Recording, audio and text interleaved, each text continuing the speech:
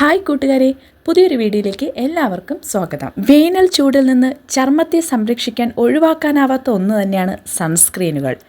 വെയിലേറ്റ് ചർമ്മം കരിവാളിക്കുന്നതും പാടുകൾ വീഴുന്നതും തടയുക മാത്രമല്ല, സൂര്യനിൽ നിന്നുള്ള ദോഷകരമായ അൾട്രാവയലറ്റ് രശ്മികളിൽ നിന്നും പൂർണ്ണ സംരക്ഷണം നൽകാനും ഇവയ്ക്ക് കഴിയും. എന്നാൽ ഏത് സൺസ്ക്രീൻ ഉപയോഗിക്കണം, അത് എങ്ങനെ പുരട്ടണം എന്നതിനെക്കുറിച്ച് പലർക്കും കൃത്യമായ ധാരണയില്ല.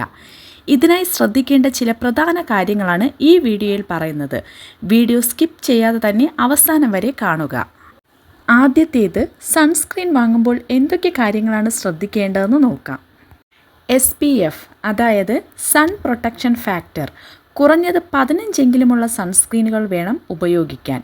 എന്നാൽ കടുത്ത വെയിലുള്ള നമ്മുടെ കാലാവസ്ഥയിൽ SPF 30 അല്ലെങ്കിൽ 50 അടങ്ങിയ സൺസ്ക്രീനുകളാണ് ഏറ്റവും മികച്ച ഫലം നൽകുന്നത്. അതുപോലെ തന്നെ ബ്രോഡ് സ്പെക്ട്രം പ്രൊട്ടക്ഷനുള്ള സൺസ്ക്രീൻ ആയിരിക്കണം വാങ്ങാൻ.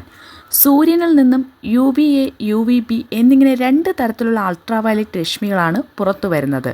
ഇവ രണ്ടിൽ നിന്നും ഒരേ സമയം സംരക്ഷണം നൽകുന്ന ബ്രോഡ് സ്പെക്ട്രം സൺസ്ക്രീനുകൾ വേണം തിരഞ്ഞെടുക്കാൻ.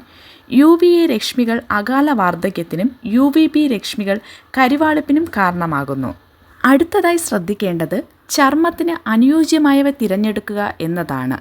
വരണ്ട ചർമ്മം അഥവാ ഡ്രൈ സ്കിൻ ഉള്ളവർക്ക് മോയ്സ്ചറൈസിംഗ് ഗുണങ്ങളുള്ള ക്രീമുകളും ലോഷനുകളും ഉപയോഗിക്കാം. എന്നാൽ എണ്ണമയമുള്ള ചർമ്മക്കാർക്ക് ജെൽ അടിസ്ഥാനമാക്കിയുള്ള സൺസ്ക്രീനുകളാണ് അനുയോജ്യം.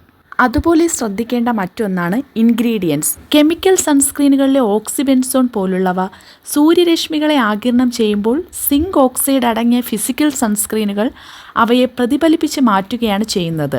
ഇത്തരം സൺസ്ക്രീനുകൾ ഉപയോഗിക്കുമ്പോൾ മുഖത്ത് വെളുത്ത പാടുകൾ വരാനുള്ള സാധ്യത കുറവായിരിക്കും. ഇനി ഇത് എങ്ങനെയാണ് ഉപയോഗിക്കുന്നതെന്ന് കൂടി നോക്കാം.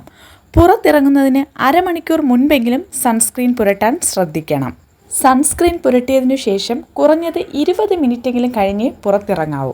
ലോഷൻ സ്കിന്നിലോട്ട് പൂർണ്ണമായും ആഗിരണം ചെയ്യപ്പെടാൻ ഈ സമയം ആവശ്യമാണ്. മുഖത്തും കഴുത്തിലുമായി ഏകദേശം 1/4 ടീസ്പൂൺ മുതൽ 1.5 ടീസ്പൂൺ വരെ സൺസ്ക്രീൻ പുരട്ടേണ്ടതുണ്ട്. തീരെ കുറഞ്ഞ അളവിൽ പുരട്ടിയാൽ ഉദ്ദേശിച്ച ഫലം ലഭിക്കില്ല.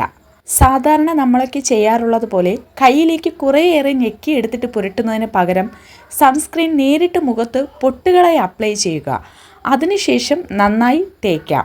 ഇങ്ങനെ ചെയ്താൽ വളരെ പെട്ടെന്ന് തന്നെ അബ്സോർബ് ചെയ്യാൻ സഹായിക്കും. അതുപോലെ തന്നെ ശ്രദ്ധിക്കേണ്ട മറ്റൊരു കാര്യമാണ്, ഒരു തവണ സൺസ്ക്രീൻ പുരട്ടിയാൽ 2 മുതൽ 3 മണിക്കൂർ നേരത്തേക്ക് മാത്രമാണ് അതിൻ്റെ ഫലം ലഭിക്കുക. അതിനാൽ പുറത്തു തുടരുന്നവർ ഓരോ 2 മണിക്കൂർ കൂടുമ്പോഴും ഇത് വീണ്ടും പുരട്ടണം.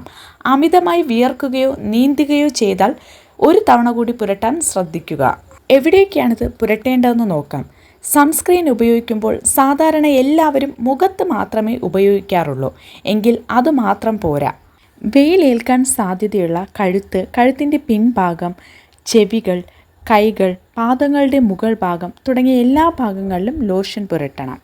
ചിലർക്കെങ്കിലും സംശയമുള്ളൊരു കാര്യമാണ് സൺസ്ക്രീൻ ഇട്ട് മേക്കപ്പ് ഇടാമോ എന്നും സൺസ്ക്രീൻ എങ്ങനെ ഉപയോഗിക്കണമെന്നും. ഉറപ്പായും മേക്കപ്പ് ചെയ്യുമ്പോൾ സൺസ്ക്രീൻ ഉപയോഗിക്കാവുന്നതാണ്. മേക്കപ്പ് ഇടുന്നതിന് മുൻപായി സൺസ്ക്രീൻ ലോഷൻ പുരട്ടണം. അത് ചർമ്മത്തിൽ നന്നായി അബ്സോർബ് ചെയ്തതിന് ശേഷം മേക്കപ്പ് ഇടാവുന്നതാണ്. സൺസ്ക്രീൻ പുരട്ടിയിട്ടുണ്ടെന്ന് കരുതി അമിതമായി വെയിൽ കൊള്ളാതിരിക്കാൻ പ്രത്യേകം ശ്രദ്ധിക്കുക. പുറത്തിറങ്ങുമ്പോൾ കുടയോ തൊപ്പിയോ സൺഗ്ലാസോ ഒപ്പം കരുതുന്നത് ചർമ്മത്തിന് ഇരട്ടി സംരക്ഷണം നൽകും. ദിവസേനയുള്ള ചർമ്മ സംരക്ഷണത്തിൻ്റെ ഭാഗമായി സൺസ്ക്രീൻ ശീലമാക്കുന്നത് ചർമ്മത്തിൻ്റെ യുവത്വം നിലനിർത്താനും സഹായിക്കും. അപ്പോൾ ഇന്നത്തെ വീഡിയോ ഇത്രയുമാണ്. വീഡിയോ ഇഷ്ടമായെങ്കിൽ തീർച്ചയായും ലൈക്ക് ചെയ്യുക. ഇനിയും ഇതുപോലെ ഉപകാരപ്രദമായ വീഡിയോകൾക്ക് വേണ്ടി ചാനൽ സബ്സ്ക്രൈബ് ചെയ്യുക.